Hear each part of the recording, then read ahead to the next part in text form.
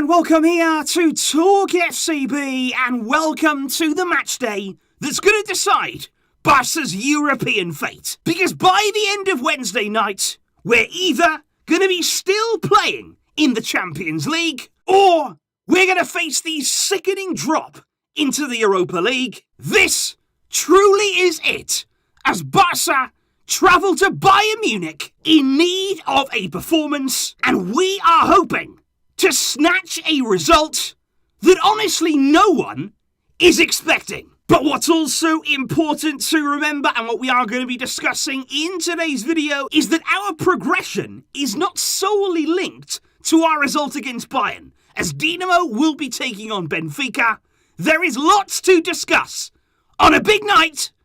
Let's do it. Because if we first of all focus on the job in hand against Bayern, of course the trip there to Munich is never going to be an easy one. You could even describe it there as a daunting visit to Bayern. And I know, guys, I absolutely know the expectations are low. I know the mood is low. I know the feeling is low. You can look at the results right here of the poll. As many Barca fans don't only expect Bayern to beat us here, but actually it's expected that Bayern win by a significant margin. We are up against it. But for all of those who may be ahead of this game are saying, you know what, what's the point? We just as well give up now. It's never going to happen. It's completely impossible. We're done for. We're just going to end up in the Europa League. What I would say, though, is to that, look back to match day one. Because in that game against Bayern there, Ronald Koeman, you look at his team selection in that game, you look at the way that he went about that fixture against Bayern, he had given up before the game even started. He went into that game accepting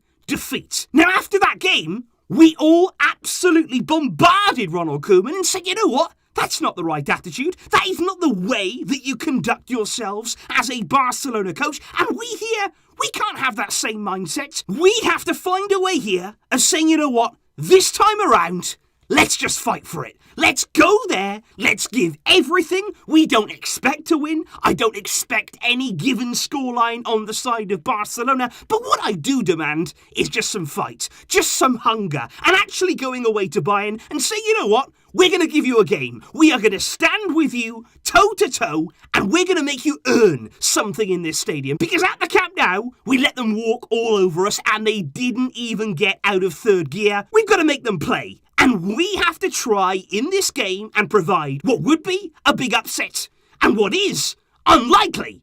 But come on, let's go there and fight. And of course, the question would be, looking there from match day one, which is now 3 months ago, looking here to the final match day in Group E, will facing Bayern this time around be any different for Barca? Well, right now, as you'd expect, Bayern remain a team that is very much in form. They are top of the Bundesliga, which of course is something that you'd expect there. And of course, they've been buoyed by what was a crucial win at the weekend. It was a crucial but controversial win against their big rivals, Borussia Dortmund. But as you can see here from the stats domestically, we actually fare quite similarly, interestingly, to Bayern defensively. They have conceded a fair amount of goals this season, but what is absolutely clear, as you can also see, is that we are up against a team who scored nearly double the amount of goals that we have, with Bayern, of course, set to be led by the fearsome Robert Lewandowski. But hey, coming into this game, as good as Bayern definitely are, I'm aware of how good they are, and they are a fantastically well-oiled team, as we all know, but there's also no denying they're not invincible. We're not facing a team here this season, for example, who haven't lost a game, who haven't had a slip-up. They've conceded, like I say, a decent amount of goals. They've had their problems. They've had their off nights this season. It is not completely impossible to beat Bayern Munich, as Augsburg, Gladbach, Eintracht Frankfurt have all found out this season. In football,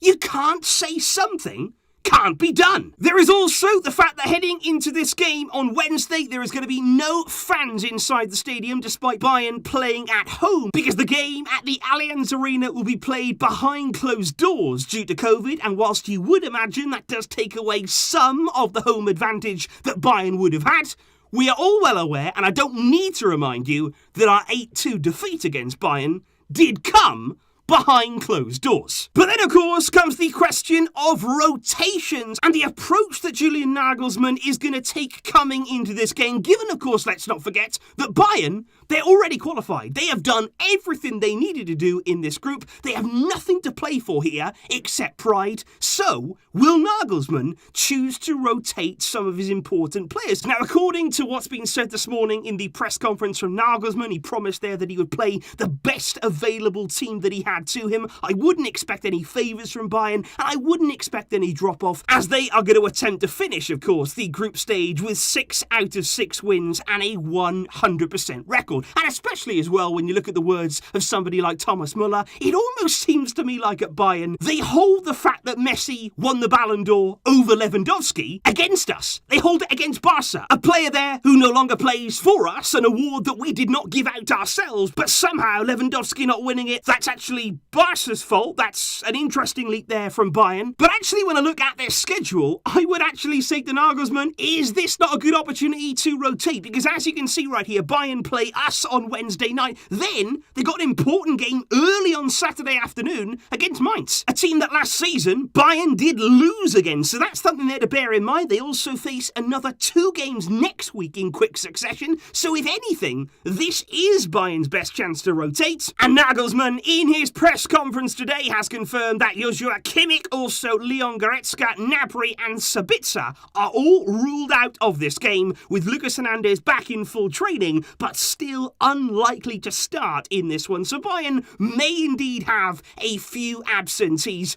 but it's not all about them, of course. What we do also have to talk about is the fact that, yes, we are coming into this game as the underdogs, without much faith, of course, but we still have a team here, we still have players within that squad who can hurt Bayern, despite the fact there that we have not been able to recover Ansu Fati in time for this fixture, despite his real hunger to try and play in this game. There is also going to be no Abde in the squad, as you can see, because he is not registered in the UEFA Champions League. But it is being reported right now that in terms of the team selection, in terms of the shape coming into this game from Xavi, what he's going to do is play on the offensive. Now, that is not something that we've seen from a Barca coach in a big game like this in a long, long time. And it just seems to me right here, given the situation, given the fact that we kind of have to win, we've got to go for it, why not? Why not here come to Bayern and say, you know what, if we're going to go down, we'll go down on our own terms. We will go down fighting, come here, take it to them, try and put them under pressure,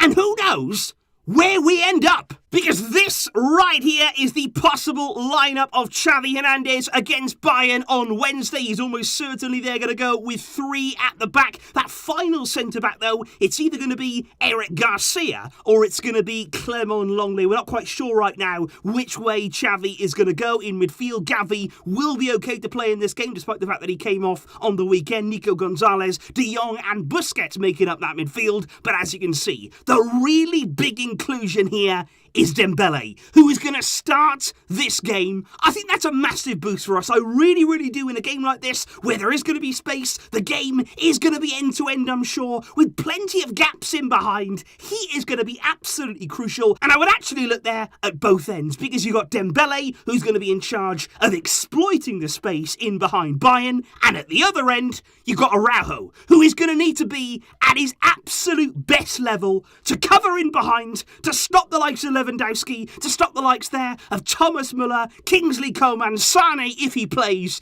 There's a lot to deal with here, and there's a lot to do.